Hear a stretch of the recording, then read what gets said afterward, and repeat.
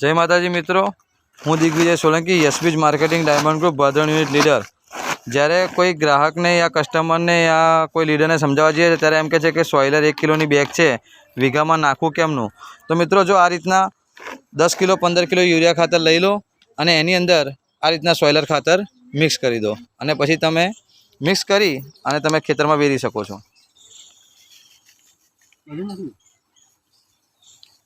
एक वीघानी अंदर तमे 10 किलो या 15 किलो यूरिया सल्फेट डीएपी जे लेवुं होय लई एनी अंदर एक सोइलरनी बेग नाखी अने तमे आखा खेतरमां पहोंची वळो छो मिक्स करीने।